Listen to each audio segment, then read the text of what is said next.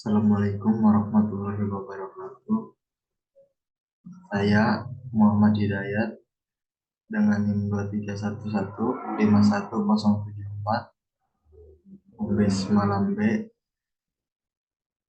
akan menjelaskan tentang penerapan laporan keuangan untuk menilai kinerja perusahaan pada PT Dinamika Pemuda Cipta Utama.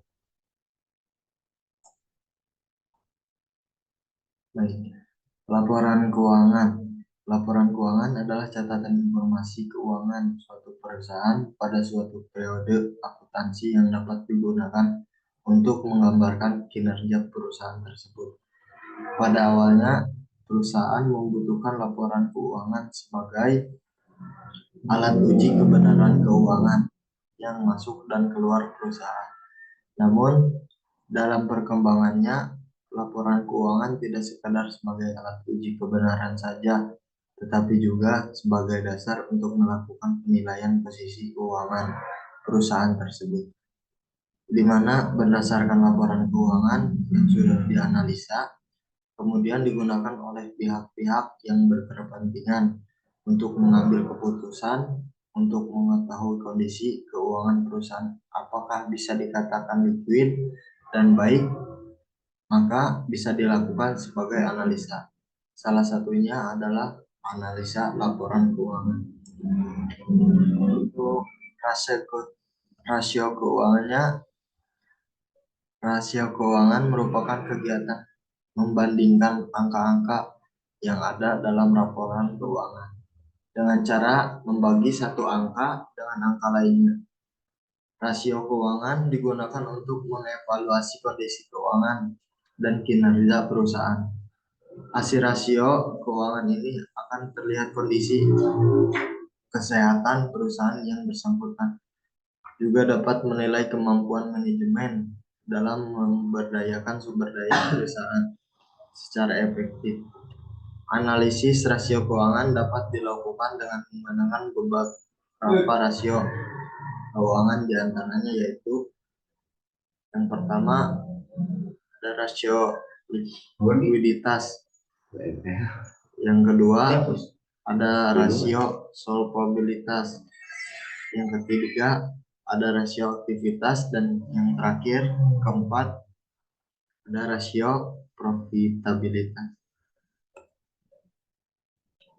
Untuk selanjutnya rasio likuiditas, yaitu rasio likuiditas merupakan suatu pengukuran terhadap kemampuan aset perusahaan untuk membiayai kewajiban atau utang jangka pendeknya. Untuk bagian rasio likuiditas ada current ratio. Current ratio adalah rasio pengukurannya kemampuan perusahaan dalam melunasi utang jangka pendek atau utang yang segera jatuh tempo pada saat ditagih secara keseluruhan. Untuk rumus current ratio yaitu aktiva lancar per utang lancar. Untuk bagian kedua rasio likuiditas yaitu quick ratio. Quick ratio merupakan kemampuan rasio perusahaan dalam memenuhi atau melunasi utang lancar ataupun utang jangka pendek melalui aset lancar tanpa memperhitungkan nilai atau disebut inventory. Rumus quick ratio yaitu quick ratio sama dengan current asset atau inventory per current likuiditas. Untuk selanjutnya ada rasio solvabilitas. Solvabilitas adalah rasio keuangan yang mengukur kemampuan perusahaan untuk memenuhi semua kewajiban, baik utang jangka pendek ataupun utang jangka panjangnya. Debit ratio merupakan digunakan untuk mengukur perbandingan antara total utang melalui total aktiva. Rumus debit ratio yaitu total debit per total aset. Untuk bagian kedua rasio solvabilitas yaitu debit to equity. Rasio merupakan sebagai penilaian angka utang melalui ekuinitas. Rasio ini dicari melalui cara membandingkan antara semua utang, termasuk utang lancar melalui seluruh ekuiditas. Rumusnya yaitu debit to equity ratio sama dengan total utang per ekuitas equity. Untuk bagian ketiganya ada rasio aktivitas. Rasio aktivitas adalah salah satu rasio yang membandingkan antara tingkat penjualan dan investasi pada semua aktiva yang memiliki perusahaan. Inventory turnover merupakan rasio yang digunakan untuk mengukur berapa kali dana yang ditanam dalam sediaan inventory. Ini berputar dalam satu periode. Untuk rumus inventory turnover yaitu penjualan per sediaan. Total aset turnover merupakan rasio yang digunakan untuk mengukur perputaran semua aktiva yang dimiliki perusahaan dan pengukuran seberapa banyak penjualan yang diperoleh dari tiap rupiah aktiva. Rumus total aset turnover sama dengan penjualan per total aktiva. Yang keempat ada rasio profitabilitas, yaitu rasio profitabilitas merupakan perbandingan untuk mengetahui kemampuan perusahaan dalam mendapatkan laba atau profit dari pendapatan earning terkait penjualan aset dan ekuitas atas dasar pengukuran tertentu. Return on investment atau disebut ROI merupakan rasio yang menunjukkan hasil return terhadap jumlah aktiva yang digunakan dalam perusahaan. ROI juga merupakan suatu ukuran tentang efektivitas manajemen dalam investasinya. Return on investment yang berumus earning after interest and tax per total asset. Return on equity atau disebut ROI merupakan rasio untuk mengukur laba bersih sesudah pajak melalui modal sendiri. Return on equity atau disebut ROE sama dengan earning after interest and tax per equity. Penelitian ini bertujuan untuk mengetahui kinerja keuangan pada PT Dinamika Pemuda Cipta Utama yang terletak di Jalan AR Prawinegara nomor 53 Bukit Lama, Ilir Barat, di Kota Palembang, Sumatera Selatan. Yaitu dengan menganalisis rasio berupa rasio likuiditas, rasio solvabilitas, rasio profitabilitas, dan rasio aktivitas. Data yang diamati adalah neraca dan laporan laba rugi periode tahun 2017 sampai dengan 2020. Untuk hasil penelitian dan pembahasannya yaitu sebagai berikut. Berikut ada rincian rasio likuiditas. Yang pertama ada current ratio dengan komponen laporan keuangan 2017, 2018, 2019, 2020. Total aktiva lancar dengan total utang lancar. Current ratio 2017 yaitu 2.765.532.944 rupiah dibagi dengan total utang lancar yaitu 842.483.282 rupiah sama dengan 3.282. Untuk current ratio 2018 yaitu total aktiva lancarnya 2.999.000.000 rupiah dengan dibagi dengan total utang lancar 129.293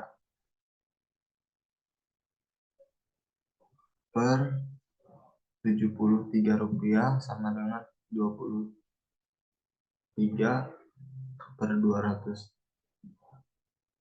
Tukaran rasio 2019 yaitu total aktiva lancar dengan 4.434.457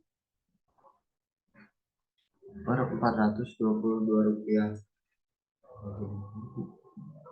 dibagi total utang lancar 954.709.983 rupiah dengan hasil 4.853.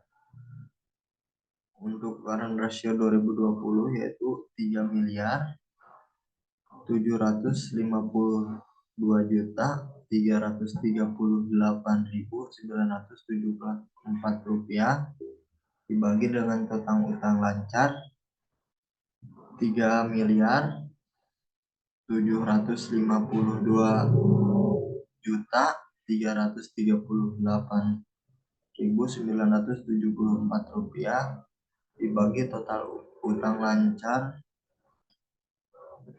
699.959.658 rupiah sama dengan 5.360.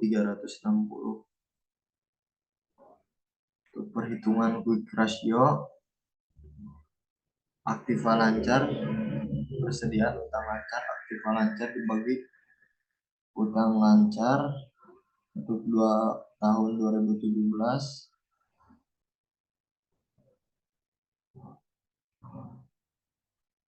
dengan perolehan 2.075.532.944 rupiah dibagi utang lancar 842.483.282 rupiah dengan hasil 3.265.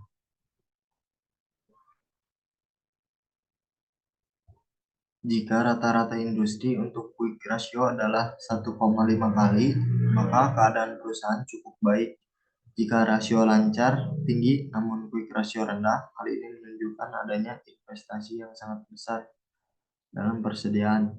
Akan tetapi jika terlihat dari PT Dinamika Cipta, kewajiban jangka pendek bisa ditutupi dengan aktiva lancar yang ada tanpa harus memasukkan persediaan di dalamnya. Untuk pengertian current ratio yaitu jika rata-rata industri untuk current ratio adalah 2 kali, keadaan perusahaan PT Dinamika Pemuda Cipta Utama terbilang sangat baik. Perusahaan bisa melunasi hutang jangka pendek tepat waktu dengan aktiva lancar yang perusahaan miliki.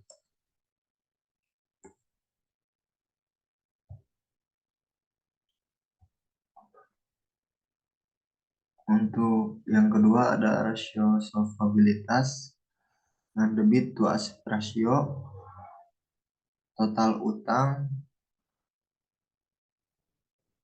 dibagi total aktiva contoh tahun 2017 yaitu dengan angka 2.312.687.950 rupiah dibagi dengan total aktiva dengan angka 5.212.194 rupiah dengan perolehan 0,44 atau 44%. Debit to asset ratio pengertiannya yaitu rata-rata industri. Debit ratio to asset yaitu sebesar 35% pada PT Cipta Dinamika. Jika dilihat tahun 2017 sampai dengan 2019 melebihi standar industri dan solvable, akan tetapi mulai tahun 2019 sampai dengan 2020 telah mengalami penurunan. Untuk debit to equity ratio, laporan keuangannya total utang dibagi dengan modal, yaitu contoh tahun 2017 dengan angka 2.315.687.955 rupiah dibagi modal dengan angka 2.899.526.239 rupiah sama dengan 0,79 atau 79%. Debit to equity ratio memiliki pengertian jika rata-rata industri untuk debit to equity ratio yaitu sebesar 80%. Pada tahun 2018 perusahaan melebihi standar industri yang ada, kan tetapi untuk tahun setelahnya yaitu 2019 dan 2020 mengalami penurunan. Hal ini berarti perusahaan lebih banyak menggunakan modal sendiri dibandingkan dengan meminjam dana tambahan, terutama kepada kreditur. Untuk slide selanjutnya ada rasio aktivitas, inventory turnover, komponen laporan keuangan, penjualan, modal kerja. Penjualan dibagi modal kerja tahun 2017, contohnya penjualan dengan angka 1.342.672.031 rupiah dibagi modal kerja 2.899.526.239 rupiah sama dengan 46,3. Memiliki pengertian jika rata-rata standar industri working capital turnover sebesar 6 kali, maka perusahaan terbilang cukup baik walaupun fluktuatif. Hasil perhitungan working capital turnover pada PT Dinamika Pemuda Cipta Utama pada tahun 2017 dan tahun 2019 sangat tinggi, jauh dari standar industri yang ada.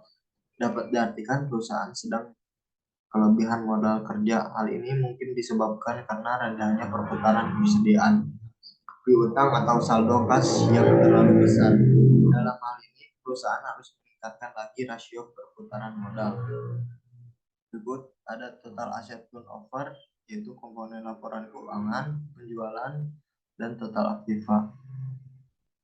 Contoh tahun 2017, penjualan dibagi total aktiva, yaitu penjualan dengan angka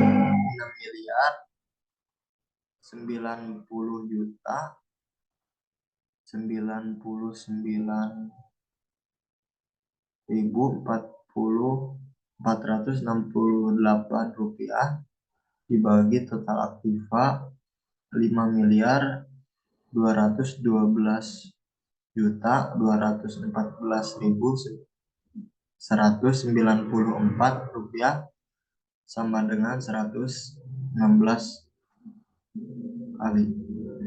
Memiliki pengertian yaitu jika rata-rata industri aset turnover sebesar 2 kali, pada PT Dinamika Pemuda Cipta Utama terbilang cukup baik, artinya perusahaan mampu memaksimalkan aktiva yang dimiliki. Untuk slide selanjutnya ada rasio profitabilitas. Yang pertama ada return of asset investment. Di sini ada tabel komponen laporan keuangan, laba bersih setelah pajak, dan total aset. Contoh dari tahun 2017, laba bersih setelah pajaknya yaitu 1.213.669 rupiah dibagi total asetnya 5.212.214.194 rupiah sama dengan 0,23 atau 23%. Return on asset investment memiliki pengertian yaitu jika rata-rata industri return on asset sebesar 30%, berarti margin laba pada 2017 sampai dengan tahun 2020 kurang baik karena dalam perhitungan presentasi return on asset berada di bawah nilai standar industri perusahaan. Rendahnya rasio ini disebabkan rendahnya margin laba karena rendahnya perputaran aktiva. Yang berikutnya ada return on equity yang bertabel ada komponen laporan keuangan, laba bersih setelah pajak, dan total ekuitas.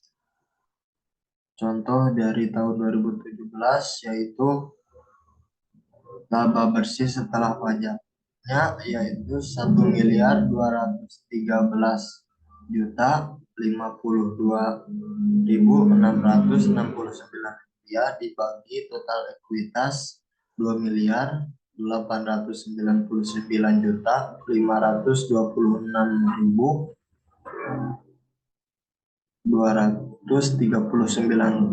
sama dengan 0,41 atau 41%. Yang memiliki pengertian yaitu jika rata-rata industri untuk return on equity sebesar 40%, berarti kondisi perusahaan pada tahun 2018 dan 2019 perusahaan bisa dikatakan kurang baik. Akan tetapi pada tahun 2020 kondisi perusahaan baik rasio menunjukkan bahwa perusahaan dapat menghasilkan keuntungan dengan kemampuan modal sendiri yang dapat menguntungkan para pemegang saham.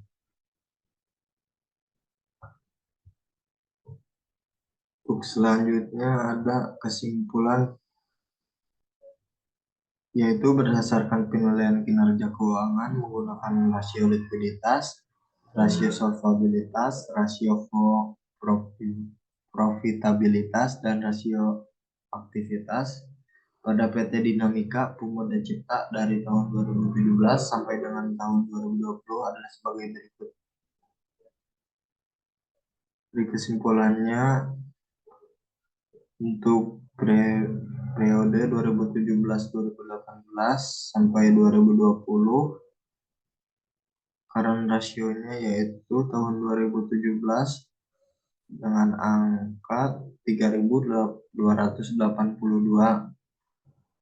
dan dengan quick rasionya yaitu 3.265, cash rasionya 77. Tuh. Contoh yang kedua ada 2018 yaitu dengan current ratio 23.200 dan quick ratio 19.999 dan cash ratio-nya yaitu 386.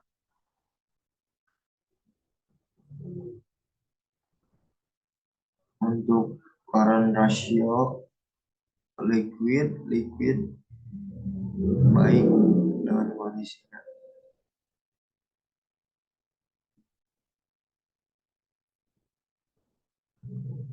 Dan rasio solvabilitas yaitu di tahun contoh dari tahun 2017 debit to asset ratio 44%, debit to equity-nya 79%, dengan kondisinya kurang baik. Untuk Contoh rasio profitabilitas, return of assetnya 20 tahun 2017 yaitu 23%, return of equity 41%, gross profit margin 161% dengan kondisi kurang baik. Rasio aktivitas dengan working capital turnover tahun 2017 46,3, aset turnover 116 dengan kondisi baik, fixed asset turnover di angka 2489 dengan kondisinya kurang baik.